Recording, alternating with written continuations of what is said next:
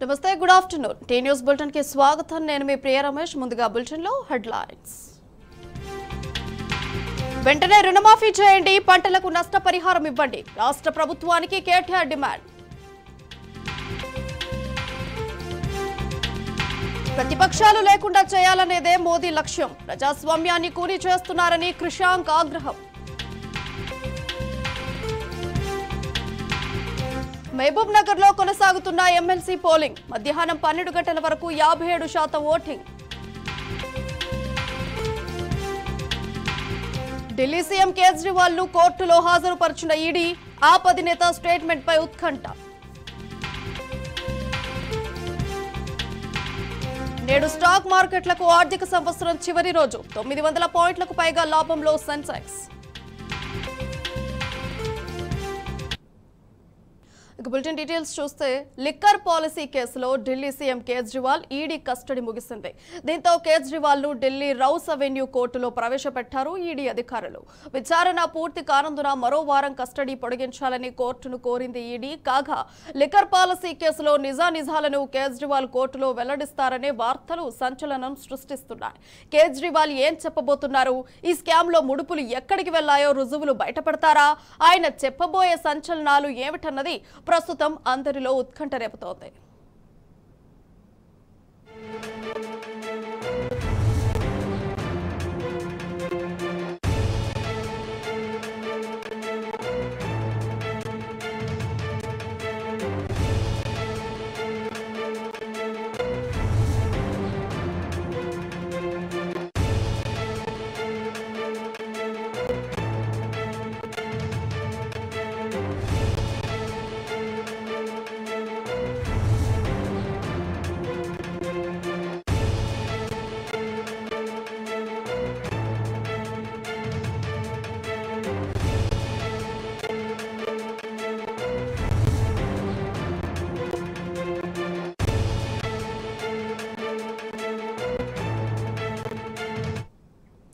Liquor policy కేసులో Delhi CM Kejriwal ED custody ముగిసింది. దీంతో కేజ్రీవాల్ ను ఢిల్లీ రౌస్ అవెన్యూ కోర్టులో ప్రవేశపెట్టారు ఈడీ అధికారులు. విచారణ పూర్తి కానందున మరో వారం కస్టడీ పొడిగించాలని కోర్టును కోరింది ఈడీ. కాగా లిక్కర్ పాలసీ కేసులో నిజానిజాలను కేజ్రీవాల్ కోర్టులో వెల్లడిస్తారనే వార్తలు సంచలనం సృష్టిస్తున్నాయి. కేజ్రీవాల్ ఏం చెప్పబోతున్నారు? ఈ స్కామ్ లో ముడుపులు ఎక్కడికి వెళ్లాయో రుజువులు బయటపెడతారా? ఆయన చెప్పబోయే సంచలనాలు ఏమిటన్నది ప్రస్తుతం అందరిలో ఉత్కంఠ రేపుతోంది. మహబూబ్ నగర్ ఎమ్మెల్సీ ఉప ఎన్నిక పోలింగ్ కొనసాగుతోంది. ఉదయం 8 గంటలకు ప్రారంభమైన ఓటింగ్ సాయంత్రం 4 గంటల వరకు కొనసాగనుంది. స్థానిక ప్రజాప్రతినిధులు ఓటు హక్కు వినియోగించుకుంటారు. మధ్యాహ్నం 12 గంటల వరకు 57.33% పోలింగ్ నమోదైంది. 1449 మంది ప్రజాప్రతినిధులు తమ ఓటు హక్కును వినియోగించుకోనున్నారు. బ్యాలెట్ పద్ధతిన జరుగుతున్న ఎన్నికల్లో 3 అభ్యర్థులు బరిలో నిలిచారు. ఉమ్మడి మహబూబ్ నగర్ జిల్లా వ్యాప్తంగా 10 పోలింగ్ కేంద్రాలు ఏర్పాటు చేశారు. కాంగ్రెస్, బీఆర్ఎస్ పార్టీలు ఈ ఎన్నికను ప్రతిష్టాత్మకంగా తీసుకోవడంతో పోలింగ్ కేంద్రాల వద్ద భారీ బందోబస్తు ఏర్పాటు చేశారు పోలీసులు.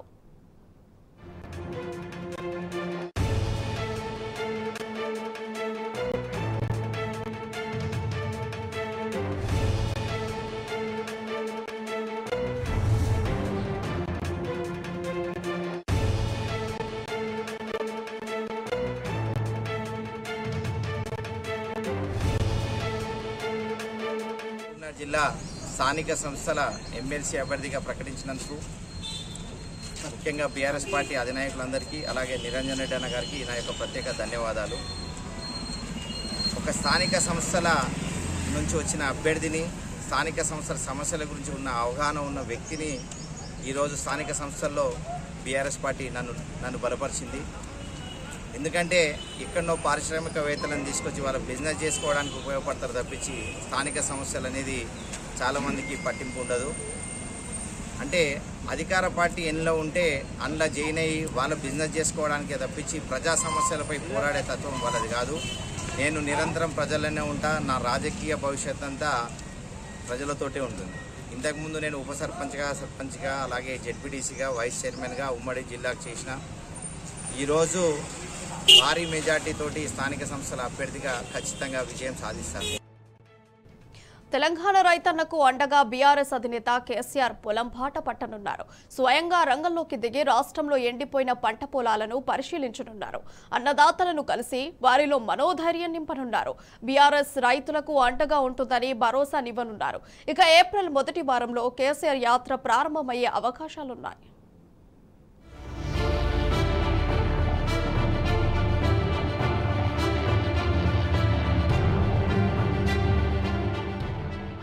పుట్టెడు కష్టాల్లో ఉన్న తెలంగాణ రైతులకు బీఆర్ఎస్ అధినేత కేసీఆర్ అండగా నిలవనున్నారు. అన్నదాతల్లో మనోధైర్యం నింపేలా పొలంబాట పట్టనున్నారు. ఇటీవల నీళ్లు లేక ఎండిపోయిన పంట పొలాల్ని ఆయన పరిశీలించనున్నారు. ఏప్రిల్ మొదటి వారంలో నల్లగొండ జిల్లా నుంచి ఈ యాత్ర ప్రారంభించనున్నట్టు సమాచారం. కేసీఆర్ స్వయంగా రంగంలోకి దిగి రైతులను కలిసి వారికి మనోధైర్యం కల్పించడంతో పాటుగా బీఆర్ఎస్ అండగా ఉంటుందని భరోసానివ్వనున్నారు. అన్నదాతల ఆత్మహత్యలకు గులాబీ పార్టీ వారికి అండగా ఉంటుందని, ప్రభుత్వంపై పోరాడుతుందని ధైర్యం నింపనున్నారు. అయినా ప్రభుత్వం స్పందించకుండే చలో సచివాలయం నిరసన కార్యక్రమానికి పిలుపునివ్వాలని నిర్ణయించారు.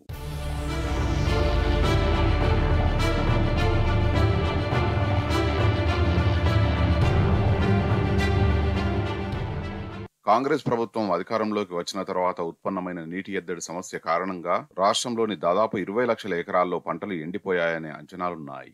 ఒకవైపు సాగునీరు అందక చేతికొచ్చిన పంటలు ఎండిపోతుంటే, మరోవైపు ఇటీవల కురిసిన వడగండ్ల వానలతో లక్షల ఎకరాల్లో పంట నష్టం జరిగిందని బీఆర్ఎస్ నాయకులు ఆవేదన వ్యక్తం చేస్తున్నారు. ఈ నేపథ్యంలో పంట నష్టాన్ని అంచనా వేసేందుకు బీఆర్ఎస్ నేతలు మంగళవారం నుంచి రాష్ట్ర వ్యాప్తంగా పంట పొలాల సందర్శన కార్యక్రమం చేపట్టగా, కేసీఆర్ కూడా స్వయంగా రైతుల వద్దకు వెళ్లనున్నట్టు సమాచారం. ఏప్రిల్ మొదటి వారంలో ఈ పర్యటనలో ప్రారంభమయ్యే అవకాశం ఉన్నదని పార్టీ వర్గాలు తెలిపాయి. తొలుత ఉమ్మడి నల్లగొండ జిల్లాలో పర్యటించే విధంగా పార్టీ నేతలు ప్రణాళికలు రచిస్తున్నట్టు తెలిసింది. భువనగిరి పార్లమెంటు నియోజకవర్గం నుంచి కేసీఆర్ యాత్ర మొదలుపెట్టనున్నారు. అక్కడి నుంచి ప్రతి అసెంబ్లీ నియోజకవర్గాన్ని చుట్టి వచ్చేలా ప్రణాళికలు రూపొందిస్తున్నారు. యాదాద్రి, భువనగిరి, నల్లగొండ జిల్లాల్లో కేసీఆర్ పర్యటన కోసం అక్కడి నేతలు ఇప్పటికే ఏర్పాట్లు చేస్తున్నారు. ఈ పర్యటన తేదీలపై 1-2 రోజుల్లో స్పష్టత వస్తుందని సమాచారం.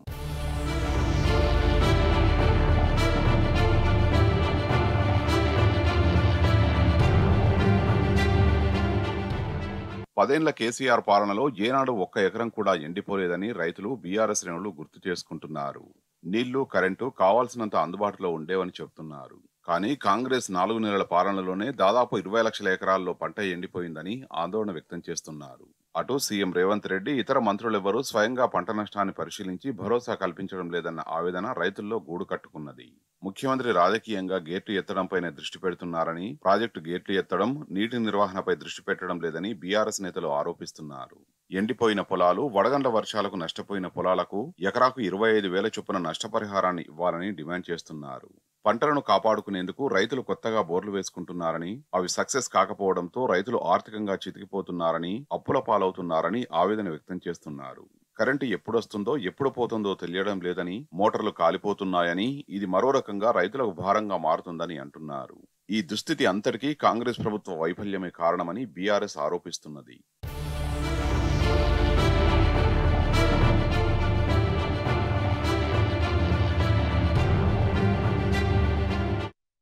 మరో పథకానికి కాంగ్రెస్ సర్కార్ మంగళం పాడనుంది. ఇక రుణమాఫీ అంతా తూచేనా? పార్లమెంట్ ఎన్నికల తర్వాత సర్కార్ అధికారికంగా ప్రకటించే అవకాశం ఉందని వార్తలు గుప్పుమంటున్నాయి.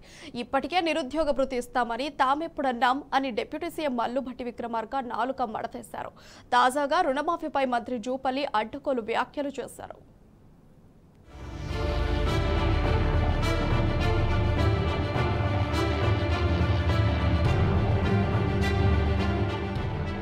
రైతు రుణమాఫీ పథకంపై రేవంత్ సర్కారు చేతులెత్తేయబోతున్నదా? రుణమాఫీని అమలు చేయలేమని ప్రకటించనున్నదా? ఏరుదాటాక తెప్ప తగలేసినట్టు పార్లమెంటు ఎన్నికల తర్వాత ప్రకటన చేయనున్నదా? మంత్రి జూపల్లి కృష్ణారావు చేసిన వ్యాఖ్యలు రైతు రుణమాఫీ అంతా తూచని స్పష్టం చేస్తున్నాయి. రుణమాఫీ చేస్తామని ఎన్నికలకు ముందు హామీ ఇచ్చిన మాట వాస్తవమేనని, కానీ రాష్ట్ర పరిస్థితి ఇలా ఉంటుందని తెలియదని జూపల్లి వ్యాఖ్యానించారు.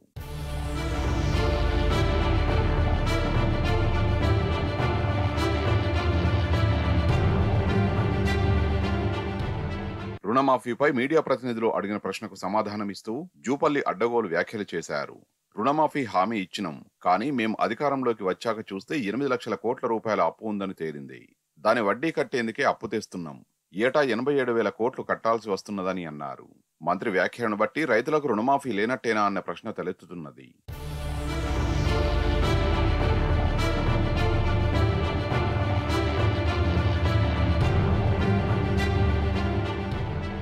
ఇప్పటికే నిరుద్యోగ భృతి ఇస్తామని తామెప్పుడు అన్నామని డిప్యూటీ సీఎం మల్లు భట్టి విక్రమార్క నాలుక మడితేశారు. ఎన్నికలకు ముందు హైదరాబాద్ లో జరిగిన కాంగ్రెస్ యూత్ డిక్లరేషన్ లో ఆ పార్టీ అగ్రనేత ప్రియాంక గాంధీ స్వయంగా నిరుద్యోగ భృతిపై ప్రకటన చేశారు. అధికారంలోకి రాగానే అమలు చేసేందుకు ప్రయత్నిస్తామని అన్నారు. తీరా అధికారంలోకి వచ్చాక హామీనే ఇవ్వలేదని భట్టి అసెంబ్లీలోనే ప్రకటించి దానికి మంగళం పాడారు. ఇక మంత్రి జూపల్లి వ్యాఖ్యలతో రుణమాఫీకి కూడా మంగళం పాడినట్టేనా అన్న అనుమానం కలుగుతున్నది.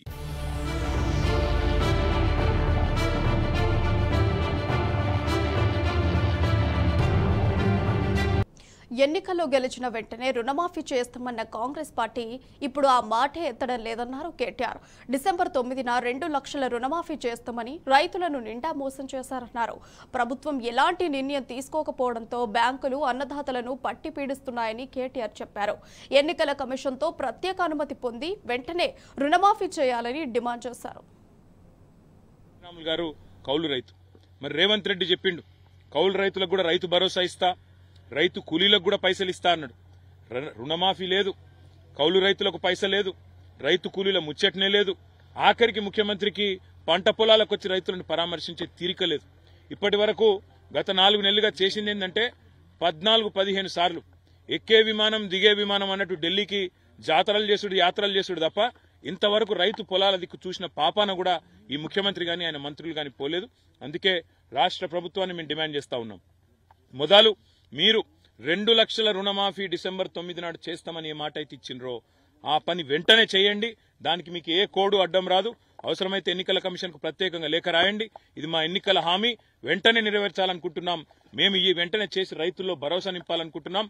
ఇప్పటికే దాదాపు 200 మంది రైతులు ఆత్మహత్యలు చేసుకున్నారు. కాబట్టి ఈ విషయంలో ప్రభుత్వం వెంటనే స్పందించాలనేది మొదటి. రాష్ట్రంలో రైతులు పుట్టెడు కష్టంలో ఉన్నా కాంగ్రెస్ ప్రభుత్వం పట్టించుకోవడం లేదన్నారు కేటీఆర్. సాగునీరు లేక పంటలు ఎండిపోతున్నా ఇప్పటి వరకు అన్నదాతలను కనీసం పరామర్శించిన పాపాన పోతలేరన్నారు. రేవంత్ రెడ్డికి అన్నదాతల గోసపట్టదా అని కేటీఆర్ ప్రశ్నించారు. వెంటనే మంత్రులు, ఎమ్మెల్యేలు ఎండిపోయిన పంటలను పరిశీలించి నష్టపరిహారం అందించాలని డిమాండ్ చేశారు. ఖచ్చితంగా ఈ ప్రభుత్వం చేయవలసింది మీరిచ్చిన మాట ప్రకారం రైతు భరోసా ఏదైతే 15,000 రూపాయలని మీరు చెప్పినరో, కేసీఆర్ 10,000 ఇస్తుండు, నేను 15,000 ఇస్తా అన్నావు. ఆ 15,000 కూడా ఇచ్చి మీరు మాట నిలబెట్టుకోవాలనేది రెండో డిమాండ్. మూడవది ముఖ్యమైనది, కౌలు రైతులకు రైతు కూలీలకు పైసలు ఇస్తా అన్నావు, వెంటనే ఇవ్వాలని చెప్పి కూడా మేము డిమాండ్ చేస్తా ఉన్నాం. నాలుగవది, రైతులకు ఎక్కడెక్కడైతే ఈరోజు పంట నష్టం జరిగిందో, మీ నిర్లక్ష్యం వల్ల పంట నష్టం జరిగిందో, మీరు నీళ్లు ఇవ్వకపోవడం వల్ల పంట నష్టం జరిగిందో, మీరు చెరువులు నింపకపోవడం వల్ల, మీరు వాగుల్లో నీళ్లు పంపు చేయకపోవడం వల్ల నష్టం జరిగిందో, ఆ రైతులకు గతంలో కేసీఆర్ గారు ఉన్నప్పుడు ఎకరానికి 10,000 రూపాయలు ఇస్తూ ఒక గవర్నమెంట్ ఆర్డర్ తెచ్చిండు. అదన్నా నిలబెట్టు, లేదా నీకు మాకంటే ఎక్కువ ప్రేమ ఉంటే 10,000 కాదు 25,000 రూపాయలు ఎకరానికి నష్టపరిహారం ఇవ్వాలని చెప్పి కూడా నేను డిమాండ్ చేస్తున్నా. ఇక నష్టపోయిన పంట ఎట్లాగూ పోయింది, మరి మిగిలిన పంటనన్నా ఇప్పుడు కోతలు కోసే టైం వచ్చింది. నేను రేవంత్ రెడ్డిని డిమాండ్ చేస్తున్నా, పోయిన పంటకు నష్టం జరిగిన పంటకేమో ఎకరానికి 10,000 రూపాయల 25,000 రూపాయల ప్రభుత్వం నిర్ణయం తీసుకోవాలి, వెంటనే నష్టపరిహారం ఇవ్వాలి. పంట ఏదైతే కోతకొస్తున్నదో తొందరలో కొనుగోలు కేంద్రాలు ప్రారంభించాల్సిన అవసరం ఉంది. మీరే చెప్పినరు 500 రూపాయలు క్వింటాల్కు బోనస్ అన్నావు, మరి ఇప్పుడు వెంటనే క్వింటాల్కు బోనస్ అన్న ప్రకటించు. ఏ ఎన్నికల కమిషన్కు అవసరమైతే ప్రత్యేకంగా పోయి వాళ్ళకు ఉత్తరం రాసి ప్రత్యేకంగా కలిసి రైతులు కష్టాల్లో ఉన్నారు కాబట్టి చేయక తప్పడం లేదని చెప్పి వాళ్ళ పర్మిషన్ తీసుకొని వెంటనే మీ చిత్తశుద్ధి చాటుకోవాలని చెప్పి కూడా నేను రాష్ట్ర ప్రభుత్వాన్ని డిమాండ్ చేస్తున్నా. ఈ 6 డిమాండ్లు కూడా రాష్ట్ర ప్రభుత్వం వెంటనే మరి తక్షణమే దీని విషయంలో స్పందించాలి, ముందుకు రావాలి. రైతుల మీద ఏమాత్రం ప్రేమ ఉన్నా, ఈ ప్రభుత్వానికి ఏమాత్రం చిత్తశుద్ధి ఉన్నా వెంటనే స్పందించి ముందుకు రావాలని చెప్పి కూడా. జహీరాబాద్ పార్లమెంటు పరిధిలో ఎక్కడికి వెళ్లినా అపూర్వ స్పందన, ఆదరణ లభిస్తుందంటున్నారు జహీరాబాద్ ఎంపీ అభ్యర్థి గాలి అనిల్ కుమార్. జహీరాబాద్ ప్రజల సమస్యలపైన సంపూర్ణ అవగాహన తనకుందన్నారు. తాను నిరంతరం ప్రజాసేవ కోసం పాటుపడతానంటున్నారు. ఇక నియోజకవర్గం, ఇండస్ట్రీలు, రైల్వే లైన్ ఏర్పాటు చేస్తానని అంటున్న జహీరాబాద్ పార్లమెంటు బీఆర్ఎస్ ఎంపీ అభ్యర్థి గాలి అనిల్ కుమార్తో మా ప్రతినిధి Ravinder face to face. Zaheerabad parliament సెగ్మెంట్లో బీఆర్ఎస్ ప్రభంజనం జోరుగా కొనసాగుతుంది. తమ పార్టీ, తమ ఇంటి పార్టీ బీఆర్ఎస్ పార్టీకి అపూర్వ పట్టం కడుతున్నారు. క్యాండిడేట్ గాలి అనిల్ కుమార్ గారికి బీఆర్ఎస్ పార్టీ మద్దతు ప్రకటించింది. ఈ విధంగా ఈ నేపథ్యంలో జిల్లా వ్యాప్తంగా బీఆర్ఎస్ విస్తృతస్థాయి సమావేశం నిర్వహించినారు. మనతో పాటు మాట్లాడడానికి క్యాండిడేట్ గాలి అనిల్ కుమార్ గారు ఉన్నారు. వారి అభిప్రాయం ఏ విధంగా ఉందో తెలుసుకునే ప్రయత్నం చేద్దాం. మీరు చెప్పండి, నేరుగా ప్రజల వద్దకు వెళ్తున్నారు. జైరాబాద్ పార్లమెంట్ సెగ్మెంట్ ఒక విచిత్రమైన సెగ్మెంట్. సర్వ మతాలు, సర్వ కులాలు, విభిన్న సంస్కృతుల సమ్మేళనమైనటువంటి జైరాబాద్ పార్లమెంట్ సెగ్మెంట్ గత పర్యాయాలుగా అనేక మంది ఇక్కడ నుంచి ప్రాతినిధ్యం వహించారు. ఏరి కోరి మిమ్మల్ని ఈ పార్లమెంట్ సెగ్మెంట్కి ప్రాతినిధ్యం వహించామని కేసీఆర్ గారు చెప్పడంలో ఆంతర్యం ఏంటి? జైరాబాద్ ప్రజలకు మీరు ఏమని చెప్పబోతున్నారు? ముందుగా నమస్కారం. మరి ఈరోజు జైరాబాద్ పార్లమెంట్ బీఆర్ఎస్ అభ్యర్థిగా నన్ను ప్రకటించి ప్రజల వద్దకు పంపించిన పెద్దలు గౌరవనీయులు తెలంగాణ తొలి ముఖ్యమంత్రి కేసీఆర్ గారికి ప్రత్యేకంగా ధన్యవాదాలు తెలియజేస్తా ఉన్నా. మరి ఈరోజు నన్ను బీఆర్ఎస్ జైరాబాద్ పార్లమెంట్ అభ్యర్థిగా పంపించినందుకు మరి ఇక్కడ ప్రజలు కూడా నన్ను ఒక కుటుంబ సభ్యునిగా నన్ను వాళ్ళ మధ్యన కలుపుకొని ఆదరిస్తూ ఉన్నారు. ఎందుకంటే గతంలో 2 ఎంపీలుగా చేసిరు. బీబీ పాటిల్ 10 సంవత్సరాలు చేసిండు, సురేష్ షెట్కర్ ఒక 5 సంవత్సరాలు చేసిండు. వాళ్ళు చేసిన అభివృద్ధి కార్యక్రమాలు కానీ, వాళ్ళు ఎక్కడ కూడా నియోజకవర్గ కేంద్రంలో ఎక్కడ కూడా పర్యటన కానీ, ఏ ఊరు ఎక్కడుందని కూడా తెలియదు వాళ్ళకి. ప్రజలు ఎవరు ఏందని కూడా తెలియదు. ఒక ఎంపీటీసీ ఎక్కడ ఉంటాడు, ఒక జెడ్పీటీసీ ఎక్కడ ఉంటారు, వాళ్ళకి పేర్లు పెట్టి పిలిచే పరిస్థితి కూడా లేదు ఇవాళ ఉన్న 10 సంవత్సరాలు చేసిన బీబీ పాటిల్కి. అట్లాంటి వ్యక్తి 10 సంవత్సరాలు టీఆర్ఎస్లో అనుభవించి మరి ఇలా గవర్నమెంట్ పోయిందని చెప్పి బీజేపీ పార్టీలో జాయిన్ అయ్యి బీజేపీ నుంచి బీజేపీ అభ్యర్థిగా వచ్చిండు. మరి అతనికి బుద్ధి ఖచ్చితంగా చెప్తారు. ఇక్కడ పార్లమెంట్ ప్రజలు చాలా చాణక్యవంతులు, అన్ని మతాల వర్గాలు ఉన్నారు కాబట్టి ఎవరిని ఎక్కడ పెట్టాలి, ఎవరిని ఏం చేయాలని చెప్పి కూడా, ఎవరిని ఆదరించాలని చెప్పి కూడా ప్రజలకు బాగా తెలుసు. కాబట్టి మరి నన్ను రాబోయే రోజుల్లో మే 13వ తారీఖు నాడు మన ఎలక్షన్ జరగబోతా ఉంది. కారు గుర్తు మీద ఓటేసి నన్ను భారీ మెజార్టీగా గెలిపిస్తారని చెప్పి నేను ఆశిస్తా ఉన్నాను. దాదాపుగా జైరాబాద్ పార్లమెంట్ బ్యాక్వర్డ్ పార్లమెంట్. ఈ నేపథ్యంలో అనేక అవకాశాలున్నా గతంలో ప్రాతినిధ్యం వహించిన వారు నిర్లక్ష్యంగా వహించారు. ప్రజల సమస్యలు పట్టించుకోకపోవడంతో పాటు పైరేళ్లకి అధిక పిఆర్టీ ఇచ్చారు. ఈ నేపథ్యంలో మీకు పట్టం కడితే ఏ విధమైన భరోసా జైరాబాద్ పార్లమెంట్లో ఉన్న ప్రజలకు మీరు కల్పిస్తారు? ఒకటే, నా చరిత్ర నా గురించి తెలుసుకోండి. నేను ఒక తెలంగాణ ఉద్యమకారునిగా 2001 నుంచి జెండా పట్టి తెలంగాణ ఉద్యమంలో పోరాడి నేను జైల్లోకి పోయి నా మీద ఎన్నో కేసులు పెట్టి పంపించిన అప్పట్లో తెలంగాణ ఉద్యమం కేసులు. అయినా నేను తిరగబడి పోరాడి తెలంగాణ సాధించినాం. అట్లాంటి వ్యక్తిని కాబట్టి, నేను అట్లాంటి మనస్తత్వం కాబట్టి, తెలంగాణ ప్రజలకు కావాల్సింది మంచి చెడ్డలు ఏందనేది నాకు తెలుసు కాబట్టి నేను ప్రజల వద్దనే ఉంటా, ప్రజల మధ్యనే ఉండి వాళ్ళ సమస్యల మీద నేను పోరాడతానని చెప్పి సందర్భంగా తెలియజేస్తాను. చివరిగా ఈ 100 రోజుల పాలనలో, కాంగ్రెస్ పాలనలో ప్రజలు ఏమనుకుంటున్నారు? ప్రజలతో మీరు నేరుగా ఇంటరాక్ట్ కావడం జరుగుతుంది కదా, సభలు సమావేశం పెట్టినప్పుడు ఈ రేవంత్ సర్కారు పైన ప్రజల అభిప్రాయం ఏ విధంగా ఉంది? ఇక్కడ ఎక్కువ మట్టుకు చూసుకుంటే వ్యవసాయదారులు ఉన్నారు. ఇక్కడ వ్యవసాయం మొత్తం ఒక 20 లక్షల వరి వేసుకున్న వాళ్ళన్నీ కూడా ఎండిపోయి ఉన్నాయి.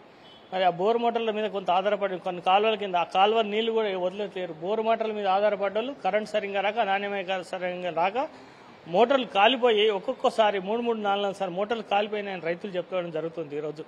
మరి రైతు బంద్ వేస్తామని చెప్పిండ్రు, రైతు బంద్ వేయలే, 3 ఎకరాల లోపే వేసిండు. ఎలక్షన్ ముందు మరి కేసీఆర్ గారు రైతు బంద్ వేస్తామంటే ఆపిచ్చింది వీళ్ళే. కాబట్టి ఈరోజు ప్రజలకు అందరికీ అర్థమవుతా ఉంది, రేపు వీళ్ళకి బుద్ధి చెప్పబోతాం. మొత్తానికి సుస్థిరమైన పాలనను అందించడమే నా ప్రథమ కర్తవ్యం. బీఆర్ఎస్ ఆధ్వర్యంలోనే సంపూర్ణమైన అభివృద్ధి సాధ్యమైంది. మరింత అభివృద్ధి సాధించాలంటే బ్యాక్వర్డ్ కాన్స్టిట్యున్సీగా ఉన్నటువంటి జైరాబాద్ పార్లమెంట్ సెగ్మెంట్లో అపూర్వమైన మెజార్టీ నాకు కట్టబెడితే ఇక్కడ ఉన్న సమస్యలన్నీ పరిష్కరిస్తా. దాంతోపాటు అధునూతన సౌకర్యాలతో పార్లమెంట్ సెగ్మెంట్ని తీర్చిదిద్దాలని ఎంపీ క్యాండిడేట్ అభ్యర్థి గాలి అనిల్ కుమార్ అంటున్నారు. వీడియో శివతో కలిసి రవీందర్, టీ న్యూస్, కామారెడ్డి జిల్లా. పార్లమెంట్ ఎన్నికల్లో బీఆర్ఎస్ దే విజయమన్నారు ఎంపీ మాలోత్ కవిత. మహబూబాబాద్ పార్లమెంటు పరిధిలో ఆమె ముమ్మరంగా ఎన్నికల ప్రచారంలో పాల్గొంటున్నారు. కొత్తగూడ మండలంలోని పలు గ్రామాల్లో పర్యటించి పార్టీ కార్యకర్తలను కలిశారు. కాంగ్రెస్ ప్రభుత్వం వచ్చిన తర్వాత అభివృద్ధితో పాటు సంక్షేమ పథకాలు నిలిచిపోయాయన్నారు. అసెంబ్లీ ఎన్నికల్లో పొరపాటు చేశామని ప్రజలు బాధపడుతున్నారని, పార్లమెంట్ ఎన్నికల్లో బీఆర్ఎస్ కి ఓటు వేయడానికి సిద్ధంగా ఉన్నారని మాలోత్ కవిత తెలిపారు. ప్రతి ఒక్క మహిళలు దాదాపుగా అందరూ 2 సార్లు కేసీఆర్కి వేసాము, ఈసారి కాంగ్రెస్ పార్టీకి వేస్తే మహిళలందరికీ కూడా 2500 చొప్పున మహాలక్ష్మి స్కీమ్ కింద వర్తింపజేస్తాయని చెప్పేసి, ఇవాళ 500 రూపాయలకి సిలిండర్ వస్తాయని చెప్పేసి, ఇవాళ ఇంకా పెద్ద ముసలమ్మలు అయితే తాతలు కావచ్చు, అమ్మమ్మలు కావచ్చు, అందరూ కూడా వాళ్లకు ఈ పెన్షన్లు కూడా పెంచి ఇస్తారని చెప్పేసి వాళ్ళు ఆశపడి ఓటేసారు. కానీ పెన్షన్లు పెంచడం కాదు, ఈ 3 నెలలలో 1 నెల పెన్షన్ ఆల్రెడీ కాంగ్రెస్ ప్రభుత్వం దాన్ని ఎగొట్టింది. దాన్ని పెంచడే కాకుండా ఎగొట్టడం చేసిన కార్యక్రమం కాంగ్రెస్ పార్టీ చేసింది. ఇదే కాదు, ఇవాళ వాస్తవం చెప్పాలంటే గతంలో నీళ్ళని చూస్తే కేసీఆర్ గుర్తొచ్చాయి, కరెంటుని చూస్తే కేసీఆర్ గుర్తొచ్చాయి, పెన్షన్ చూస్తే కేసీఆర్ గుర్తొచ్చాయి. ఏ ముస్లిం అని అడిగిపోయి అమ్మ ఎవరికి ఓటేస్తాం అంటే నా పెద్ద కొడుకు కేసీఆర్ అని ఉండే. కానీ ఇవాళ మార్పు చేయడం వల్ల ఇవాళ కేసీఆర్ని మళ్ళీ తలుచుకునేటట్టు ఇవాళ నీళ్లు లేక కేసీఆర్ని గుర్తు చేస్తున్నారు, కరెంటు లేక కేసీఆర్ని గుర్తు చేస్తున్నారు. ఇప్పుడే ఇక్కడ మా కార్యకర్త వాళ్ళ తల్లిగారు చనిపోతే పరామర్శ వస్తే కూడా ఏదైతే రైతు బంధు ఇవ్వలేదు, గతంలో మేము ట్రాక్టర్లు కొనుక్కున్నాము, వ్యవసాయం మంచిగా చేసుకునేది, అడపదడప కిరాయిలు గీచుకుంటూ నడుపుకునేది. కానీ కనీసం రైతు బంధు పైసలతోనే మేము కిస్తీలు కట్టుకునేటోళ్ళం. కానీ కిస్తీలు కూడా కట్టుకోలేని దుస్థితి, దరిద్ర పరిస్థితి ఇవాళ కాంగ్రెస్ ప్రభుత్వం హయాంలో అయింది. ఇవాళ మార్పు ఉందని ప్రజలు వేసారు, కానీ ఆ మార్పు అయితే స్పష్టంగా. పార్లమెంట్ ఎన్నికల్లో బీఆర్ఎస్ విజయం సాధించడం పక్కా అన్నారు ఎమ్మెల్యే మర్రి రాజశేఖర్ రెడ్డి. మల్కాజ్గిరి నియోజకవర్గంలోని సఫీల్గూడలో ఆయన ఎన్నికల ప్రచారం నిర్వహించారు. వాకర్స్ ను కలిసి బీఆర్ఎస్ అభ్యర్థి రాగిడి లక్ష్మారెడ్డిని భారీ మెజార్టీతో గెలిపించాలని కోరారు. పార్లమెంటులో బీఆర్ఎస్ ప్రాతినిధ్యం ఉంటేనే హైదరాబాద్ తో పాటు రాష్ట్రానికి మేలు జరుగుతుందని మర్రి రాజశేఖర్ రెడ్డి తెలిపారు.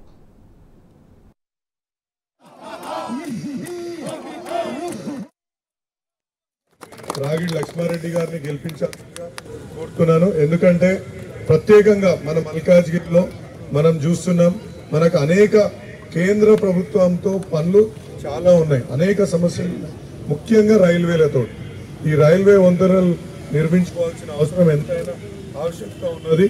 కాబట్టి ఇక్కడ ఒక కార్పొరేటర్, ఎమ్మెల్యే, ఎంపీ కూడా మన అభ్యర్థి ఉంటే, మన వ్యక్తే ఉంటే అక్కడ మన మల్కాజ్గిరి గురించి మాట్లాడే అవకాశాలు చాలా ఉంటాయి. కాబట్టి దయచేసి మీరు మన అభ్యర్థిని గెలిపించి మన రైల్వే వంతెనలు పూర్తి చేసుకునే విధంగా మీరు సహకరిస్తారని కోరుతూ ఈ అవకాశం. ఇక్కడ ముఖ్యమైన సమస్య మల్కాజ్గిరిలో, మల్కాజ్గిరి మధ్యన ఉంటుంది టౌన్ అంతా, చుట్టంతా రైల్వే ట్రాక్స్ ఉంటాయి, చాలా కష్టాలలో ఉంటుంది, చాలా పద్మవ్యూహం ఇది. చాలా వరకు మరి కేసీఆర్ గారు రోడ్ల విషయమే కానీ, రోడ్డు పనులే కానీ, మరి ఇక్కడ ఏ డెవలప్మెంట్ చేయాలనేది గత 10 సంవత్సరాలలో మరి కేసీఆర్ గారు ముఖ్యమంత్రి అయినప్పుడు చాలా డెవలప్మెంట్ చేయడం జరిగింది. సెంట్రల్కి సంబంధించిన విషయాలు మాత్రం కొంచెం పెండింగ్ ఉన్నాయి. సెంట్రల్ విషయాలు మరి కేంద్ర ప్రభుత్వం చేయాలి కాబట్టి అక్కడ పార్లమెంట్లో కూడా మన ఇష్యూస్ గురించి మాట్లాడడానికి మరి గట్టిగా మాట్లాడుతున్న పనులు అయితే మీ అందరికీ తెలిసిన విషయం. సికింద్రాబాద్ కంటోన్మెంట్ పక్కన ఉంటుంది. మనకు కంటోన్మెంట్లో ట్రాఫిక్ సమస్య చాలా ఉన్నది, మరి అది స్టేట్కి సంబంధించింది కాదు. అవన్నీ కూడా చేయాలంటే ఇప్పుడు గేట్స్ విషయంలో ఏదన్నా బ్రిడ్జ్లు కావాలన్నా అవన్నీ అంటే జనరల్గా ఇప్పుడు మన దగ్గర సెంట్రల్కి సంబంధించిన ఇన్స్టిట్యూషన్స్ చాలా ఉన్నాయి, కానీ స్కూల్స్ కూడా కేంద్ర విద్యాలయాలు కూడా తక్కువ ఉన్నాయి. ఇలాంటివన్నీ కూడా రావాలంటే మరి పార్లమెంట్లో ప్రశ్నించాలి. కాబట్టి నేను మీ అందరి తరఫు నుంచి ప్రశ్నిస్తా, మీరు ఆశీర్వదించాలి. కాదన్నట్లయితే మీరు ఆశీర్వదించారో అంటే నన్ను కూడా ఆశీర్వదించాలని చెప్పి మీరు మరి వచ్చే ఎన్నికలలో మంచి మెజార్టీ గెలిపారని చెప్పి మీ అందరికీ